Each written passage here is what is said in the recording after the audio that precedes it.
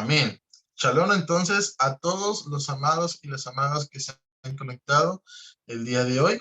Y vamos a continuar con lo que es la tercera clase del discipulado básico que estamos teniendo, el cual en esta clase se titula Conexiones en el Tanakh.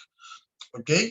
Así que vamos a pasar de inmediato a poder leer la introducción de esta clase. Vemos allí por título, Introducción a la clase. En esta clase nos disponemos a abarcar contexto histórico y también contenido escritural expresado en el Tanaj. ¿Qué queremos decir con contexto histórico? Queremos decir en qué tiempo sucedieron las cosas, qué fue lo que estaba sucediendo, qué pueblos estaban participando allí, qué es realmente lo que sucedía para esos momentos. ¿Qué queremos decir con contenido escritural? Lo que el texto está expresando. Que seamos capaces de poder dar lectura al texto y automáticamente saber al momento a qué periodo del pueblo de Israel está correspondiendo ese texto. ¿Ok? Vamos a ver allí que dice específicamente ambientado a los profetas para poder comprender y relacionar los eventos narrados con la época histórica de Israel. Eso es lo que acabo de explicar. Dice específicamente ambientado a los profetas porque los escritos, los Ketuvim, no nos va a alcanzar el tiempo para poder ministrarlos en esta clase. Así que solamente vamos a abarcar el periodo de los Nevi'im, de los profetas, y ya luego vamos a poder también fácilmente vincular los Ketuvim, los escritos, a esto. Y la finalidad de la clase es localizar cada uno de los profetas e interiorizarse con con lo narrado y con lo que señalaron. Vamos a avanzar entonces. Esto lo pudimos ver, este mismo cuadro, este mismo gráfico, lo pudimos examinar en lo que fue la clase número 1, donde hablábamos acerca de los distintos cánones de las escrituras, y hoy día vamos a utilizar este canon, el canon hebreo, que es el que muchos manejan dentro de sus Biblias, y que varía mucho con respecto a las Biblias cristianas. ¿Por qué vamos a utilizar este? Porque es el que más se apega al contexto histórico del pueblo de Israel, que es lo que nosotros estamos buscando estudiar en esta clase. Así que hoy día principalmente nos vamos a abarcar a lo que está en medio, a los Nevi'im, a los profetas, Josué, Jueces, los libros de Samuel, los libros de Reyes, Isaías, Jeremías, Ezequiel y los 12 profetas. Sabemos de que el canon hebreo omite acerca de Daniel, se vincula a los Ketuvim, a los escritos. Entonces hoy nosotros consideramos a Daniel como uno de los profetas, pero en esta clase no lo vamos a hablar acerca de él, sino que lo postergaremos para un futuro estudio. Así que hoy hablaremos solamente de lo que vemos al medio. Con respecto a la ley, a la Torá, Bereshit, Shemot, Baikra, Bamidbar y Devarim, ya lo estudiamos en la clase número 2. Así que hoy nos adentraremos a los Nevi'im del canon hebreo. ¿Ok? Quería puntualizar muy bien eso. Entonces, vamos a plantear una pregunta que dice lo siguiente. ¿Por qué conocer las conexiones? ¿Por qué tenemos que aprender cómo conectar ciertos libros con otros? Y entender un poco acerca de la historia del pueblo de Israel. ¿Por qué verdaderamente es necesario el hacer esto? Y vamos a ver lo que nos dice allí. El conocer las conexiones, patrones, contextos, etcétera, de cada libro nos ayuda a no cometer eisegesis. La eisegesis en griego es un término que significa lo siguiente. Le pido que tengan cuidado con sus micrófonos. ¿Okay? Ahí sí. El término eisegesis es un término que deriva del griego, lo cual significa precisamente para llevar a cabo. Es el proceso de interpretar un texto de tal manera que el lector introduce sus ideas, generalmente de manera subjetiva. Entonces, cuando se hace una eisegesis, es cuando usted lee un texto Y usted a ese texto, en vez de situarlo en su contexto, en su tiempo, en su espacio, usted le mete sus ideas. Y de esa manera lo saca de contexto y hace un pretexto, lo cual está muy mal, porque eso deriva a todo lo que hoy conocemos como las cartas de Pablo que han sido tergiversadas. Entonces es muy importante que nosotros podamos entender estas conexiones. Vamos a colocar un ejemplo allí. El famoso versículo de Jeremías 33:3, donde dice, clama a mí y yo te responderé y te enseñaré cosas grandes y ocultas que tú no conoces. Allí pusimos una imagen de gente exaltando de esa manera, porque hay una canción muy popular con respecto a eso, pero de todas las veces que la hemos cantado, incluso nosotros mismos, ¿cuántas veces realmente hemos entendido cuál es el contexto de lo que está sucediendo allí? ¿Qué es realmente lo que está pasando? Entonces, esa es la idea y vamos a utilizar ese mismo texto como un ejemplo. Vamos a leer no tan solo ese versículo, sino que algunos más para que lo podamos comprender. Entonces, dice así, vino palabra de Adonai a Jeremías la segunda vez, estando él aún preso en el patio de la cárcel, diciendo, así ha dicho Adonai que hizo la tierra, Adonai que formó para afirmarla, Adonai es su nombre. Clama a mí y yo te responderé y te enseñaré cosas grandes y ocultas que tú no conoces. Porque así ha dicho Adonai Elohim de Israel, acerca de las casas de esta ciudad, de las casas de los reyes de Judá, derribadas con arietes y con hachas, porque vinieron para pelear contra los caldeos, para llenarlas de cuerpos de hombres muertos, y a los cuales herí yo con mi furor y con mi ira, pues escondí mi rostro de esta ciudad a causa de toda su maldad. He aquí, yo les traeré sanidad y medicina y los curaré, les revelaré abundancia de paz y de verdad, y haré volver a los cautivos de Judá y a los cautivos de Israel, los restableceré como al principio y los limpiaré de toda su maldad que pecaron contra mí y perdonaré todos sus pecados con que contra mí pecaron y que contra mí se rebelaron. Y me será, y me será a mí por nombre de gozo, de alabanza y de gloria entre todas las naciones de la tierra, que habrán oído todo el bien que yo les hago, y temerán y temblarán de todo el bien y de toda la paz que yo les haré. Y bueno, cuando nosotros leemos solamente el versículo 3, lo interpretamos de cualquier manera, que solamente dando un clamor, dando alguna exaltación, vamos a encontrar esas cosas ocultas. Pero ¿a qué cosas ocultas realmente se refiere? Y sobre todo cuando nosotros podemos leer lo que allí dice, vino la palabra de Adonai a Jeremías la segunda vez. Si dice la segunda vez, ¿cuál fue la primera?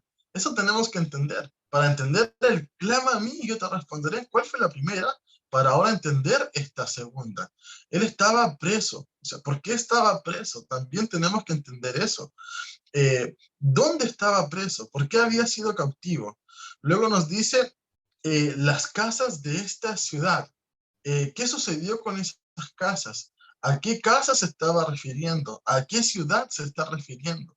¿En qué lugar están? ¿Verdad? Luego también encontramos lo siguiente, el texto al que nos adentramos es correferente al asedio que vive la casa de Judá a consecuencia de no escuchar a Yahweh. Mala gestión de los gobernantes, Babilonia contra ellos por entrometerse en la guerra contra Egipto. Y también vamos a encontrar finalmente que el no saber esto, no vamos a entender de qué manera situarlo en las escrituras.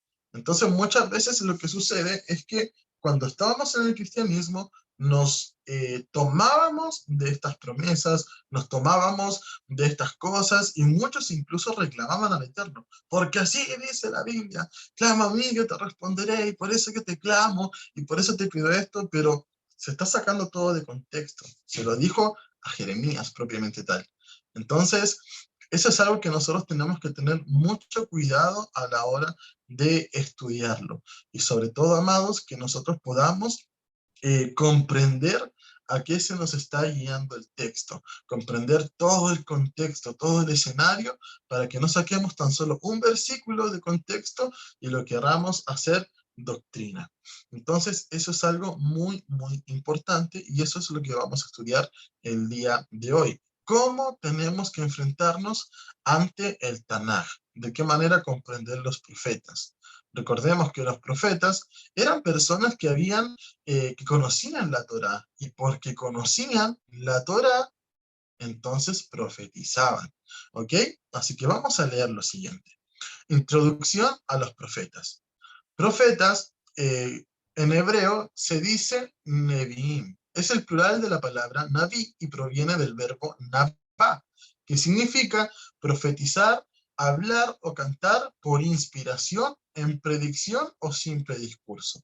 Eso significa profetizar. Hablar o cantar por inspiración, en predicción o en simple discurso. Es muy importante que usted maneje este tecnicismo para que usted sepa cuándo alguien está profetizando y cuándo no. Esto nos lleva a comprender de estos libros, eh, son escritos, un segundo, son escritos o referidos por hombres que tenían una elevación que los distinguía del resto de su espacio-tiempo. Esta elevación se debe al conocimiento de la Torá. ¿Por qué estos hombres eran tomados en cuenta por el Eterno? Porque eran elevados. Eran elevados en cuanto a los demás de su generación, de los demás contemporáneos, porque eran personas que conocían la Torá. Y porque conocían la Torá, entonces podían profetizar. Al conocer las Escrituras, podemos profetizar. Recordemos que esto es la esencia de esta vocación. No significa de que nos pongamos títulos y nos autollamemos, por ejemplo, el profeta Javier Vergara. No, es la esencia, es conocer las Escrituras, y porque conozco las Escrituras, puedo emitir un juicio, puedo emitir una predicción, puedo emitir muchas cosas en ese contexto. Entonces, al conocer las Escrituras, podemos profetizar, es decir, hablar por inspiración, porque la Torá es inspirada, e incluso hacer una predicción. ¿Ok? ¿De qué manera sucede esto? Por ejemplo, eh, el profeta que conocía todo lo que ocurrió en la Torá, que conocía todo lo que estaba sucediendo allí. Por ejemplo, el libro de los Hechos dice que el rey David fue profeta, ¿verdad? Que el rey David fue profeta, y el rey David, ¿qué es lo que hacía? Se deleitaba en la Torá. Eso es lo que dicen los salmos, los tejilim. Y el rey David, ¿qué sabía que decía la Torá? Que el Eterno le dio victoria a los israelitas frente a los gigantes. ¿Y qué vamos a encontrar con respecto a eso? Que David, cuando tuvo que enfrentarse a un gigante, sabía que Elohim lo entregaría en su mano, porque eso ya lo había leído en la Torá. Y esa fue su confianza.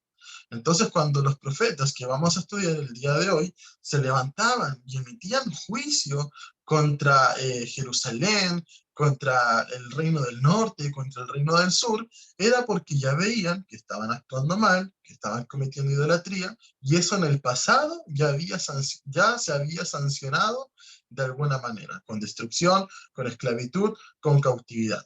Por ejemplo, hoy día vamos a ver que casi todos los profetas prácticamente están diciendo: arrepiéntanse de sus pecados, arrepiéntanse de la idolatría, porque van a ser asediados, van a ser destruidos, porque van a ser esclavizados, etcétera. ¿Y eso de dónde lo aprendieron? De todo el contexto antiguo que ya habían conocido. Por ejemplo, cuando en el libro de los jueces sucedía algo, eran idólatras, y luego venía una nación gentil y los esclavizaba. Y luego eran libertados. Entonces el profeta, como ya sabía que el pueblo de Israel antes ya fue idólatra, luego fue esclavizado y luego fue libertado, ¿qué hacía el profeta? Arrepiéntanse de su idolatría, porque van a ser esclavizados, va a venir destrucción sobre ustedes, pero el Eterno también luego los va a perdonar y luego los va a reedificar, etc. Es todo un ciclo, hermanos. Entonces, esa era la función del profeta. Cuando nosotros vemos muchas veces gente que se levanta y dice: viene esto otro, viene esto, pero no hacen llamado al arrepentimiento, sino que simplemente da como una premonición, esa no es una actitud de un profeta. Un profeta siempre pasa por etapas bien marcadas, que es enrostrar el pecado, es decir, ustedes son idólatras, luego arrepiéntanse de su idolatría, luego el juicio, viene el juicio de Elohim, y ya el profeta también se levanta para decir, arrepiéntanse y serán entonces reedificados por el Eterno, y serán entonces emblanquecidos, etc. Y eso es una tónica en cada uno de los libros de los profetas. Vamos entonces a aplicar esta lista, que es la del Tanaj hebreo, y vamos a adentrarnos al libro de Josué. Josué, del hebreo Yehoshua, ¿verdad? Nos situamos entonces en el libro de Josué, Yehoshua, y este libro está a continuación de la Torá. Históricamente finaliza la Torá y continúa el libro de Josué. Recordemos que la Torá termina en el libro de Deuteronomio, donde ya incluso al final de Números ya se viene diciendo de que Josué sería el sucesor de Moisés, tendrían que entrar a la tierra prometida, conquistarla, expulsar las naciones gentiles que están allí. Entonces vamos a hacer un ejercicio con este primer libro. Vamos a leer lo que dice allí. El libro parte relatando desde la muerte de Moshe y Yehoshua siendo alentado por Elohim para llevar a cabo la tarea de conquistar la tierra prometida. En él encontramos milagros y maravillas como la abertura del río Jordán, la conquista de Jericó, el sol siendo detenido, etc. Entonces, lo primero, si no hemos leído la Torá y leemos el libro de Josué, ¿cómo entonces vamos a entender por qué Josué fue elegido? ¿Por qué Josué fue elegido por el Eterno para poder encaminar al pueblo a la conquista de la tierra prometida? ¿Cómo vamos a entender de quién es figura profética Josué? ¿Por qué fue elegido? ¿Cómo era su carácter? ¿Qué nos representa Josué a nosotros, verdad? Por eso no podemos escoger un libro al azar y leerlo, porque está todo sincronizado y si no leemos lo anterior, vamos a sacarlo de contexto. Entonces, si no conectamos esto con la Torá, ¿cómo entenderemos la conexión del Jordán y el mar de juncos, o el mar rojo, por ejemplo? La importancia de los chofares para que las ciudades de Jericó caigan. ¿Sí? La importancia del chofar está expresado en la Torá. El simbolismo de los días de marcha. ¿Cuántos días marcharon? ¿Cuántas marchas dieron el último día? ¿Qué representa eso en la Torá? El sol siendo detenido, que son las maravillas y señales de los cielos, como también sucedió en Egipto. Entonces, si no leemos la Torá, de ninguna manera vamos a poder conectar los eventos expresados en el libro de Josué. Entonces, este libro nos remonta desde el capítulo 12, que registra todas las victorias de Yehoshua. Es decir, anterior a ese capítulo, nos expresa cómo fueron las victorias, qué ciudades atacaron primero, qué ciudades después, algunos errores que cometieron, ¿verdad?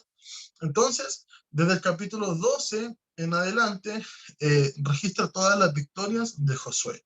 Y si no conectamos esto con la Torá, no vamos a comprenderlo en su totalidad. Es importante examinarlas, entender cada una de las victorias.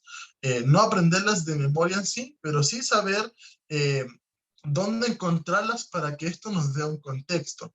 Así como la batalla contra Og y Sejón también están registradas en el libro de Josué. Y si nosotros no hemos leído la Torá, ¿cómo vamos a saber quién es Og, por ejemplo? ¿Quién es Sejón? ¿Por qué esas batallas fueron tan trascendentales que todavía se siguen mencionando en el libro de Josué? Incluso en el libro de los jueces también se mencionan. Eh, También dice luego, en el capítulo 13 se encuentra viejo ya Josué para completar la conquista. Desde el capítulo 14 al 19, la repartición de la tierra entre las tribus. Entonces, ¿cómo la tierra tenía que ser repartida? ¿Cómo se tenía que distribuir entre las tribus? Si no leemos la Torá, tampoco vamos a saber eso, porque en la Torá está expresado. Desde el capítulo 20 al 22 encontramos las ciudades de refugio y las ciudades de los levitas. Y si nosotros no leemos la Torá nuevamente, amados, ¿cómo vamos a saber qué es una ciudad de refugio? ¿Por qué los levitas no tenían herencia? Entonces, imagínense, vamos a leer que Josué no le dio tierra a los levitas y vamos a decir, ¡ay, qué malo es Josué! ¿Por qué no le habrá dado tierra a los levitas? Que es injusto. Entonces, de esa manera se pueden crear falsas doctrinas o se pueden sacar textos de contexto. El último punto dice, desde el capítulo 23 al 24 vemos exhortaciones y despedidas de Josué. Y lo mismo, si no hemos leído la Torá y hemos visto que Jacob también siendo viejo comete una reprensión, que Moshe ya en sus últimos días también reprende al pueblo de Israel. No vamos a entender por qué Josué espera hasta sus últimos días para también reprender y exhortar al pueblo de Israel. Amén. Así que por eso es tan importante que entendamos el contexto de lo que estuvo antes para entender qué estaba sucediendo en ese momento. Vamos a continuar entonces, amados, con la enseñanza. En este libro nos detuvimos un poquito más para dar algunas explicaciones. Ahora vamos a avanzar un poquito más rápido. Si algunos no alcanzaron a anotar algunas cosas, recuerden de que luego yo siempre les mando la clase y la clase también es resubida a YouTube. Vamos entonces con el contexto del libro de los jueces. Hemos visto que Elohim levantó a Moshe como su siervo. Luego Yehoshua también fue levantado.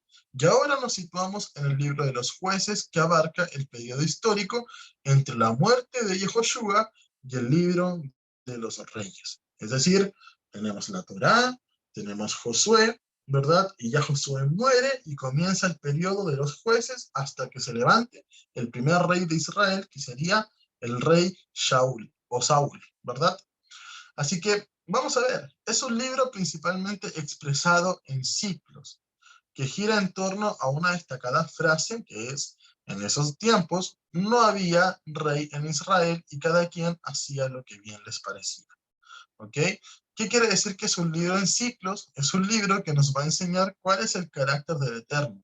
Allí vemos cómo el Eterno va levantando cada vez jueces para liberar a su pueblo. Pero ¿por qué es necesario liberar al pueblo en una tierra que había sido prometida? Por eso también es necesario estudiar el libro de Josué. Y allí vamos a entender de que ahora la tierra prometida había sido dividida y era la misión de cada una de sus tribus expulsar a los cananeos que hayan quedado en sus territorios. Y por cuanto no se hizo esto, el pueblo comenzó a fornicar, a idolatrar, y de esta manera caían bajo el yugo de estos mismos cananeos que ellos habían dejado con vida. Leamos lo que dice allí.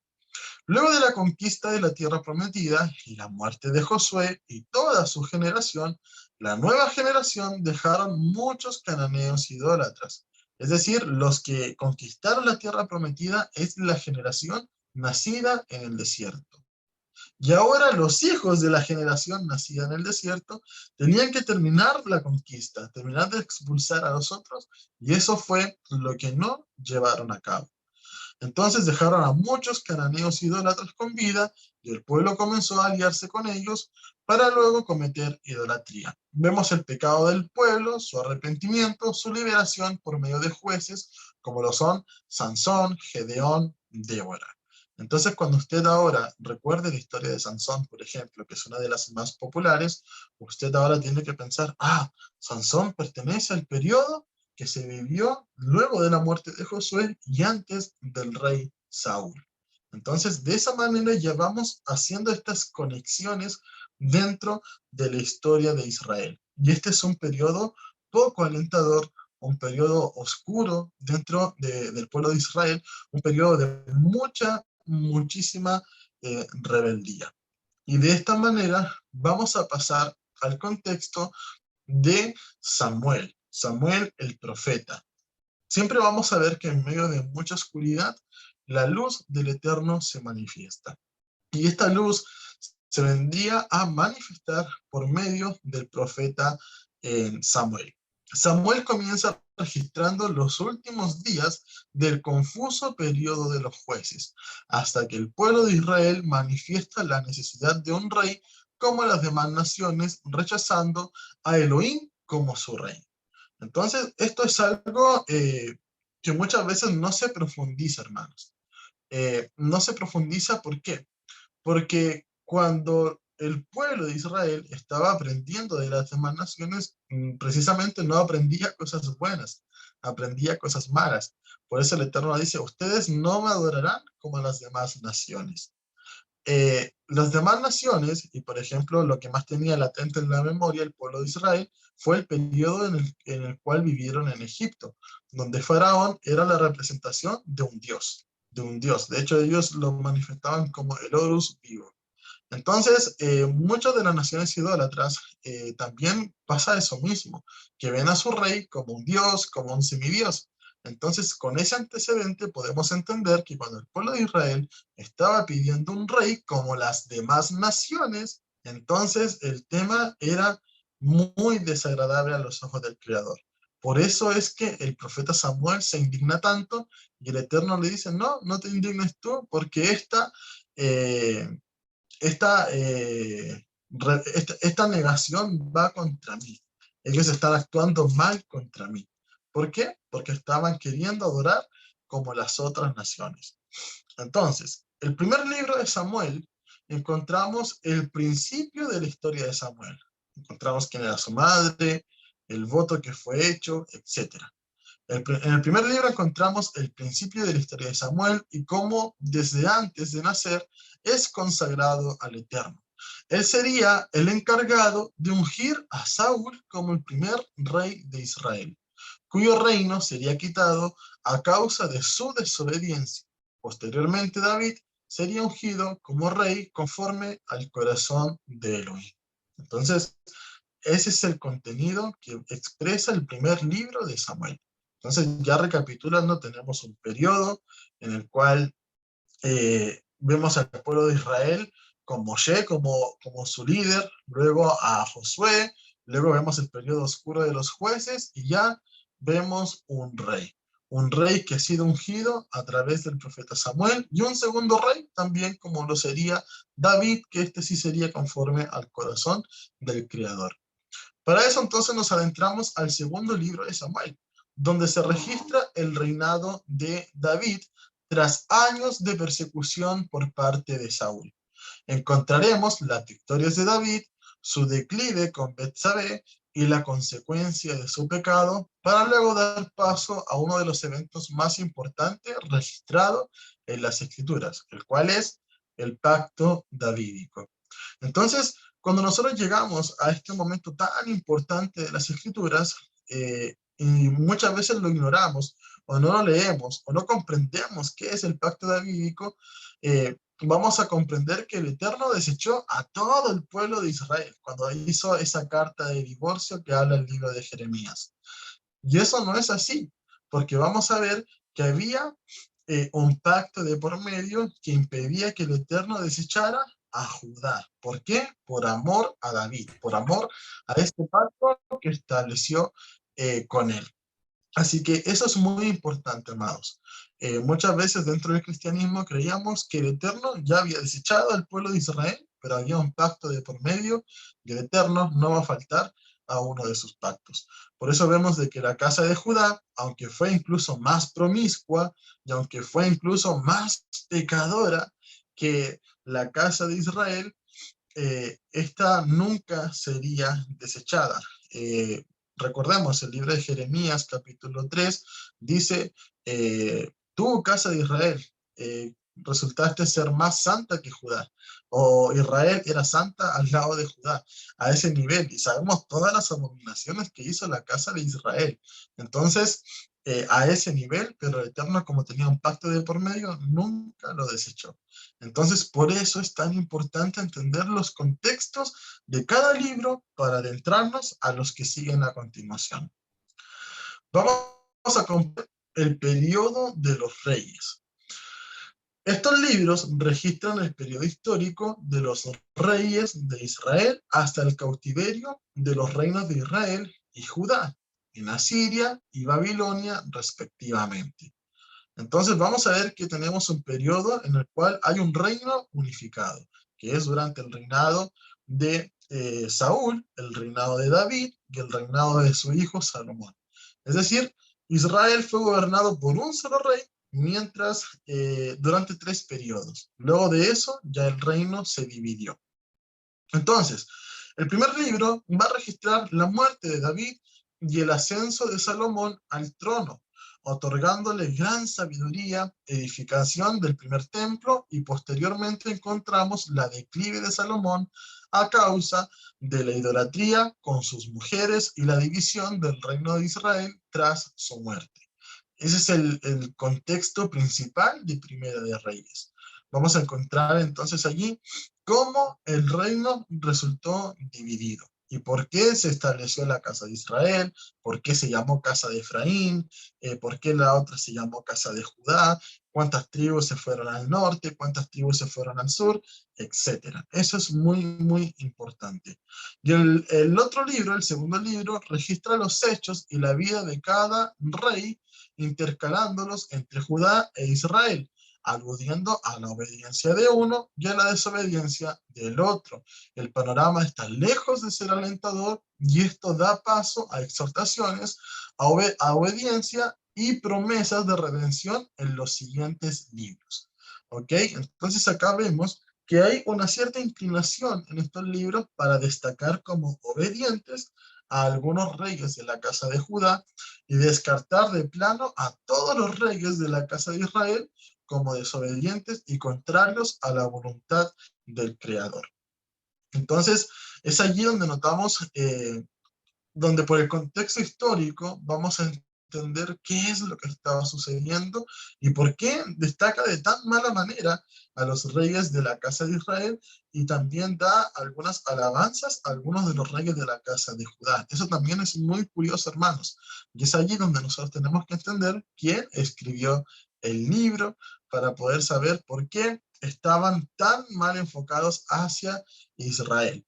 Entonces, eso es muy necesario, amados, porque este es un periodo en el cual tanto el reino del norte y el reino del sur estaban peleando y haciendo guerra entre sí. Vamos ahora a ver la siguiente línea temporal con lo que hemos repasado hasta este momento. Vamos a ver que tenemos un periodo patriarcal del pueblo de Israel, que comprende desde Abraham hasta esas 70 almas que descendieron a Egipto. Vamos a ver que allí el Eterno hizo la promesa a Abraham, luego esa promesa fue ratificada a su hijo Isaac, y de Isaac también fue traspasada a Jacob, y su nombre fue cambiado a Israel. Israel descendió, ¿verdad?, con 70 almas hacia Egipto. Allí fue donde se produjo el primer censo del pueblo de Israel. Eh, Esas 70 almas, ¿verdad?, se establecieron allí, se multiplicaron en la tierra de Gosén, allí mismo en Egipto, y finalmente pasamos al periodo del Éxodo. Luego de ser esclavos, fueron libertados por el Eterno y finalmente, tras maravillas y señales, fueron conducidos al desierto. En Monte Sinaí se les entregó su constitución. Ahora Israel era una nación libre y soberana. ¿Por qué? Porque tenía una constitución que era la Torá del Creador. Luego vemos que Israel pasa por el desierto y una vez que la Torá fue entregada al pueblo de Israel, estamos en un momento teocrático. Es un periodo teocrático. ¿Qué significa la palabra teocrático? Significa que Elohim era el que gobernaba a Israel y los únicos intermediarios eran sus jueces que él establecía. Es decir, Moshe, Josué, Eleazar, el sacerdote, Aarón, el sacerdote, y luego el periodo de los jueces, donde vemos a Sansón, vemos a Gedeón, por ejemplo, a muchísimos más, a Débora también. Entonces, ese es un periodo teocrático. El Eterno gobierna a su pueblo y ministra a través de sus jueces. Y este periodo teocrático se acaba cuando Samuel unge a Saúl como el primer rey de Israel para dar paso al periodo monárquico. Vemos que a continuación de Saúl viene David, y a continuación de David viene su hijo Salomón. Una vez finalizado el reinado de Salomón, entramos a un nuevo periodo que se llama el periodo del reino dividido. Y eso es lo que vamos a encontrar, por ejemplo, en libros de crónicas, es lo que encontramos ya en Segunda de Reyes, y todos los profetas hablaron y escribieron, propiamente tal, en el periodo del reino dividido. Eso es muy importante que lo podamos comprender. Y de esta manera, amados, vamos a dar paso al libro de Isaías. En el libro de Isaías se profetiza durante los reinados de Usías, Jotam, Acaz y Ezequías en Judá. Es decir, vamos a comprender que Isaías netamente es un profeta que manifestó hacia el reino de Judá. Encontramos algunas profecías generales para todo Israel o para la casa de Jacob, por ejemplo, que eso abarca a todo lo que es Israel, pero él vivió durante este periodo, durante los reinados de Usías, Jotam, Acaz y Ezequías. Esto es durante el libro de Segunda de Reyes. Entonces, todo lo que nosotros comprendemos con respecto a Isaías, lo vamos a entender ahora vinculándolo con el libro de Segunda de Reyes. De esa manera vamos a entender su tiempo y espacio. Isaías acusa al pueblo de su pecado, llama al arrepentimiento, anuncia y proclama la futura restauración, tiene una visión impactante y vívida acerca de Elohim. Esto es muy importante porque esto nos va a marcar la pauta acerca de los profetas. Este enrostramiento del pecado, llamar al arrepentimiento, proclamar el juicio que viene de parte del Creador y finalmente una restauración futura. Y todas esas restauraciones futuras nosotros sabemos que se concretarán a través de Yeshua, el Mesías. Este es el libro de los profetas, el cual enfatiza acerca de un Mesías que nacerá de una virgen. El rechazo que tendría este por la sociedad contemporánea de su tiempo y también su muerte por las transgresiones del pueblo. Entonces, esto ya denota que a través del Mesías, entonces vendría esta restauración. Como ya lo dijimos, pertenece ya al periodo del reino dividido. Vamos a adentrarnos ahora al libro de Jeremías. Jeremías llama y advierte al pueblo de Judá del inminente juicio de Elohim para con ellos si no se arrepentían de sus pecados. Esto también lo situamos en Segunda de Reyes. El pueblo había caído en el ritualismo con respecto a su relación con el Eterno. ¿Ok? Ya no hacían las cosas por amor, sino que cumplían con los ritualismos, pero es allí donde prontamente también volvían a su pecado. Total, luego sacrificamos un animal y ya está. Es decir, ya no ejercían la misericordia. Pero también pecaba deliberadamente el pueblo de Israel. Principalmente repasa el juicio y el exilio de Judá, la ritualidad, la caída de Jerusalén y la promesa de redención. Entonces, de esta manera vemos que todos los profetas van cumpliendo el mismo perfil. Eh, el aviso de un inminente juicio, el llamado al arrepentimiento y una restauración futura. Jeremías profetiza el pacto renovado. Esto es muy importante. Lo encontramos en Jeremías 31, ¿verdad? Donde él profetiza acerca de un nuevo pacto. Profetiza acerca de esta redención para la casa de Judá y para la casa de Israel. Entonces, profetiza el pacto renovado para con su pueblo, poniendo la Torá en sus mentes y escribiéndola en sus corazones. Este es un periodo muy, muy importante porque esta promesa también está expresada en el libro de Hebreos. Cuando nosotros leemos Hebreos 10:16, repite las mismas palabras del libro de Jeremías. Y muchas veces se ha interpretado ese como el nuevo pacto para con los gentiles, cuando el libro de Jeremías especifica claramente que es solamente con la casa de Judá y con la casa de Israel, es decir, con la nación completa. Así que eso también es muy importante que nosotros lo podamos comprender y tener en cuenta. De esta manera también llegamos al libro de Ezequiel. Ezequiel vive el cautiverio babilónico, es decir, él se sitúa ya en el tiempo de Segunda de Reyes, cuando ya se habla acerca del cautivo babilónico. Ezequiel vive el cautiverio babilónico de la casa de Judá antes de que Jerusalén sea sitiada tal como él lo profetiza. Sus profecías son escatológicas, Es por eso que vemos que Ezequiel habla acerca de un rollo, tal cual como en Apocalipsis, de seres vivientes, tal cual como en Apocalipsis, de jinetes, tal cual como en Apocalipsis, etc. Entonces, tiene profecías escatológicas, es decir, para los últimos días, algunas difíciles de interpretar. Sin embargo, las descripciones del pecado de la nación son más claras. Aún después de que Jerusalén sea sitiada, el pueblo no se arrepentía y continuaba en su desobediencia. Entonces, eso es lo que grafica Ezequiel. Ezequiel también vamos a ver muchísimas cosas interesantes. Por ejemplo, como lo vemos en la imagen, la unión de esos dos palos, que era una señal para la casa de Israel y la casa de Judá, que serían una sola nación nuevamente, serían uno solo en la mano del profeta. Y vemos que cuando estos dos palos se unen, se forma esto, que es la letra Tav en hebreo. Y precisamente nuestro Mesías Yeshua vendría a morir en esa letra Tav, que hoy día la entendemos como la cruz. Entonces, este libro trata de la futura restauración del pueblo, la repatriación de Israel y el lavamiento de su impureza. Un corazón nuevo y el Ruach de Yud-Hei Bat-Hei dentro de su pueblo, la restauración de la dinastía davídica a través del Mesías Yeshua. Entonces, esto es muy importante porque, por ejemplo, cuando nos encontrábamos antes con el escenario de los huesos secos, decíamos, sí, esos somos nosotros, ¿verdad? Pero no nos asimilábamos como el pueblo de Israel que vendría a ser reedificado. Entonces, por eso es tan importante que entendamos esa perspectiva.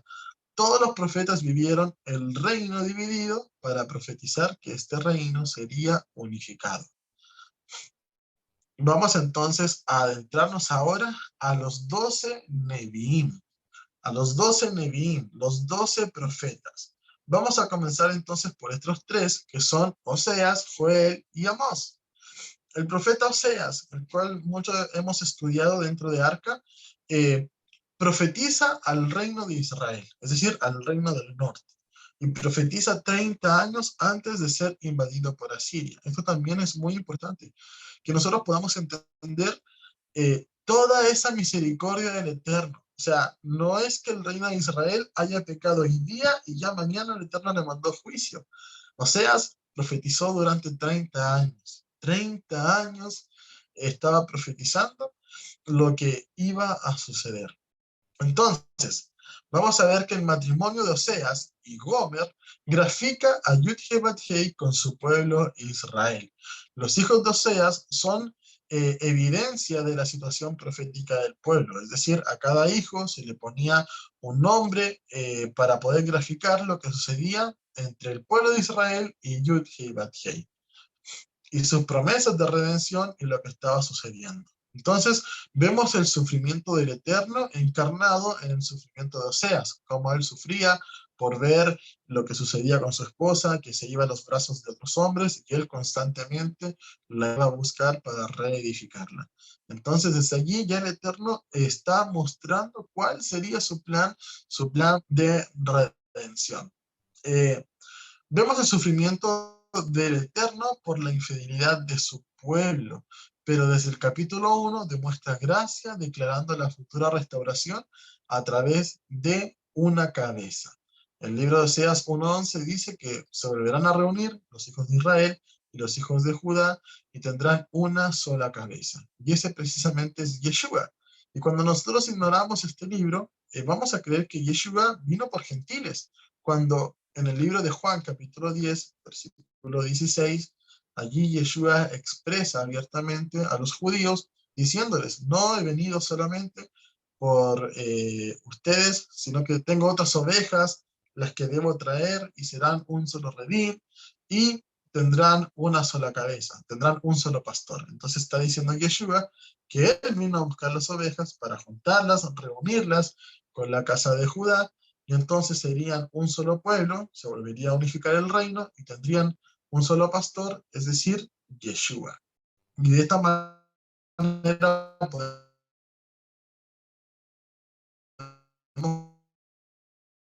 tener estos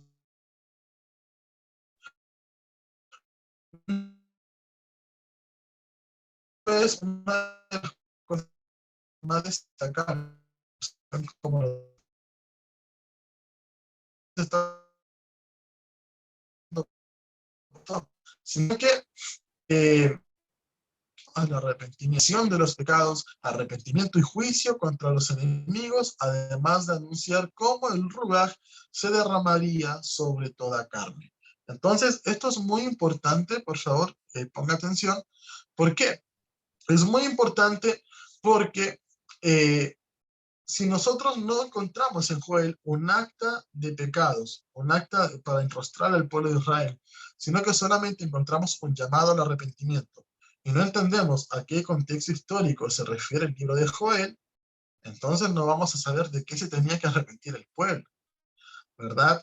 Pero ahora que entendemos que pertenece al periodo del reino dividido y todo lo que allí estaba sucediendo, eh, vamos a entender de qué tenía que arrepentirse el pueblo propiamente tal.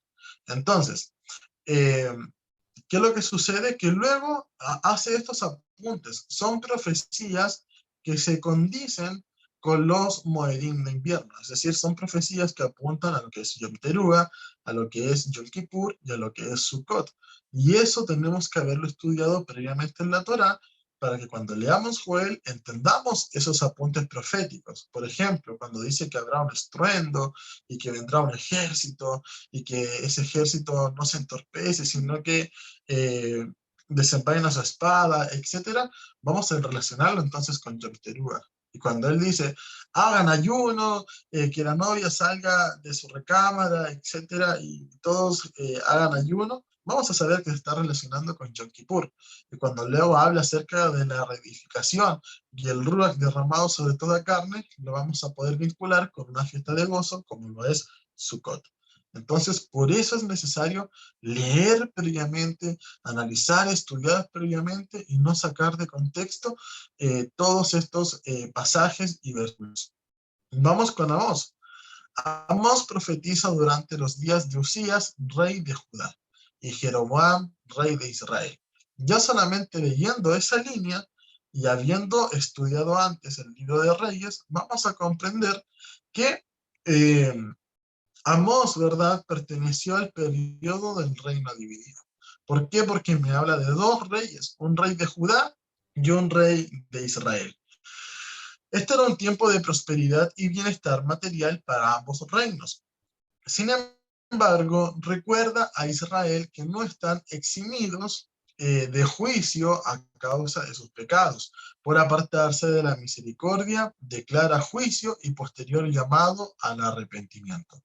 Entonces, esto también es importante, entender la figura de este profeta, que era un pastor de ovejas. Es decir, un pastor de ovejas fue mirado con atención por parte del Eterno y este profetizó. Entonces, cuando nosotros entendemos que es un pastor de ovejas, lo podemos vincular con otros pastores de ovejas que también fueron llamados a profetizar y hacemos estas conexiones dentro de las escrituras. Cada vez que vemos que un patrón se está repitiendo, es porque están vinculados, no es porque sí nada más.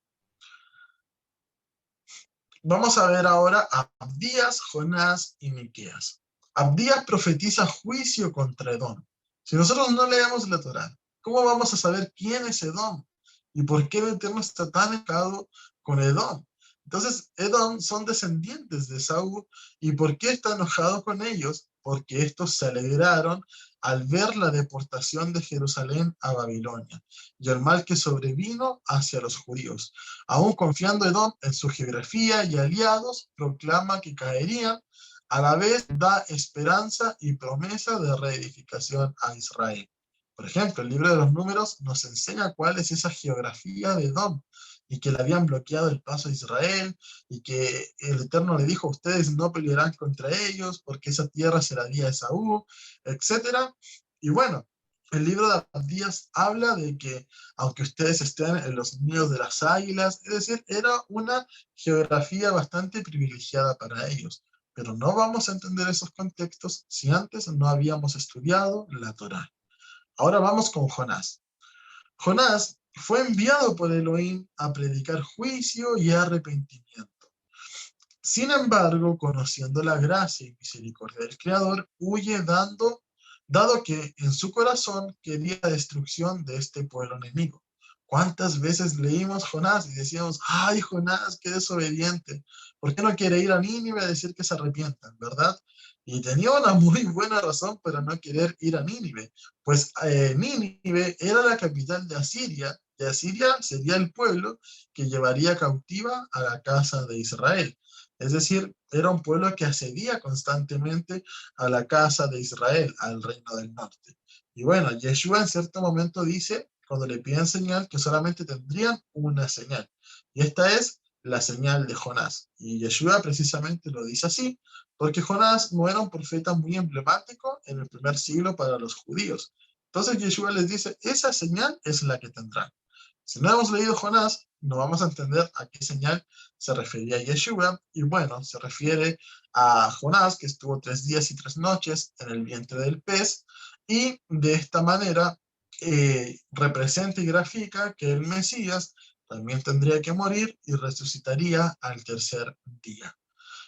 Miqueas profetiza al final del reinado de Jotam, inicio del reinado de Ezequías. Este fue contemporáneo a Oseas, Amós e Isaías. Esto es bien importante cuando nosotros entendemos que hay 4 profetas que son contemporáneos, como Miqueas, Oseas, Amós e Isaías, es decir, que vivieron en el mismo periodo de tiempo. Es bastante más enriquecedora la lectura, porque cosas que no entendemos en Isaías la podemos comprender en Miqueas, en Amós, en Oseas, y de esa manera relacionar lo que estaba sucediendo en ese momento. Miqueas evidenció la guerra entre ambos reinos, condena la opresión del rico al pobre, y poco antes de que Israel cayera, profetiza destrucción para ambos reinos. El mensaje final es que para los que se arrepienten, siempre habrá misericordia. De esta manera también llegamos a lo que es Nahum, Habacuc y Sofonías. Nahum es enviado a Nínive. Nuevamente, si no leímos Jonás, no vamos a entender el contexto de Nahum. Nahum es enviado a Nínive 100 años después que Jonás, pero esta vez no se arrepintieron, por lo cual Elohim les envía juicio. Recordemos que Asiria había llevado en cautiverio al reino del norte. Eran famosos por su crueldad, y dado a que no se arrepentían de lo que habían hecho, aun cuando esta es la segunda vez que Elohim les enviaba profeta, fueron destruidos por la palabra de Yud-Hei Bab-Hei. Entonces, esto es muy importante, poder relacionarlos. Si nosotros leemos solamente Nahum, podemos llegar a decir, ah, qué poco misericordioso el Eterno, los destruyó, no les dio más oportunidades. No, ya había una oportunidad previa. Entonces, Habacuc atestiguó el pecado de Judá y profetizó la invasión y la destrucción de Jerusalén a mano de los babilonios. Entonces, con esos antecedentes podemos entender, por ejemplo, que Habacuc vivió, ¿verdad?, en la época del reino dividido, pero antes de la deportación a Babilonia. ¿Por qué? Porque está profetizando sobre un evento futuro.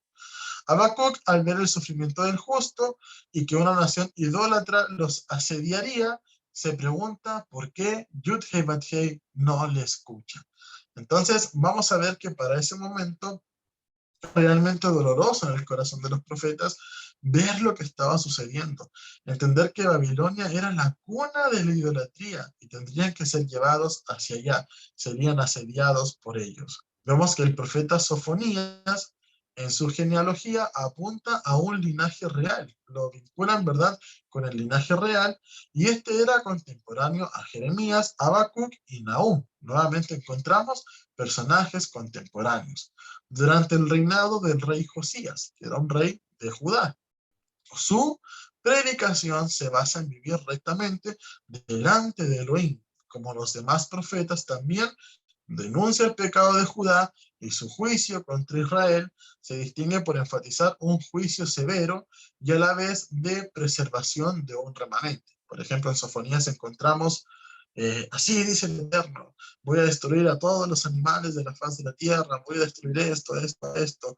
Por eso es un juicio más cargado, más connotado, ¿verdad? Pero también se habla de un remanente que sería preservado. Entonces, eso es muy, muy importante.